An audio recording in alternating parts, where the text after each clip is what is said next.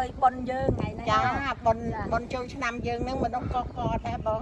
mà nó có u khăn bồn liền hay là ta không mau tiếp mà nè đang nói mà nó đôi chân hayสบายนะยกเลิกก็มีดนตรีสมัยเองจัง แต่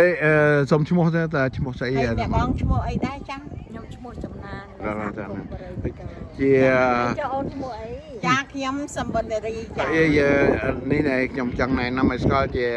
ឧត្តមភរិយារបស់នាងលោកអនុប្រធានអី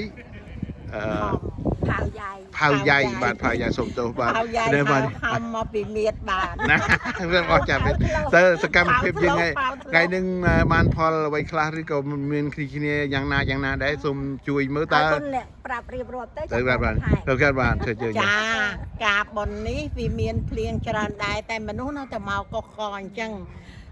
គ្រាន់ថាវាខើចមនុស្សខ្លះដែរមកពីការភ្លៀងនេះវាពេញមួយថ្ងៃតែម្ដងហើយផ្នែកខាងម្ហូបអាហារវិញលេខ លេខ1បាទនេះគឺមិនត្រឹមមេចំណាននេះគឺថាមេចំណានចំការមហូបគ្រប់ទាំងអស់ទៅពិសេសអស់ចា ស្រីពេកយ៉ាងខកចា បងស្រីចំណានគាត់ប្រកែណាស់តាំងពីដាំដំណាំតាំងពីអីហើយការរៀបចំទុកដាក់គ្រប់មុខហើយតាំងពីម្ហូបអាហារអីគាត់ប្រកែតែម្ដងការទទួលស្គាល់ថាគាត់ប្រកែ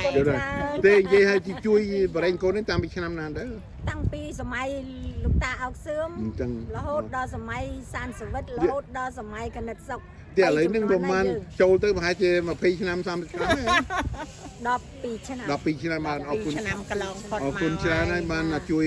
ជ្រុំជ្រែងនៅបរិញ្ញកូនឲ្យបានមានការរីកចម្រើនដោយសារអ្នកដែលមានសកម្មដូចជាបងរមីងអញ្ចឹងជាដើមបាទអញ្ចឹងណែសូមសេរី អូនទាំងពីរនេះត្រូវមកជួយបង បាទ ចាលោកការរៀងខ្លួនអូខេចា ណែសូមទៅសូមពូនជូនពូសេរីសួស្តីនៅឆ្នាំថ្មីនេះទេវតាឆ្នាំថ្មីក៏ជួយថែរក្សាបងប្អូនកូនចៅទាំងអស់របស់បងនិងយើងខ្លួនយើងអស់សកាជុំទាំងអស់នេះបានរីកការរីកចម្រើនតទៅទៀតរហូតហើយសុខភាពល្អអាយុយឺត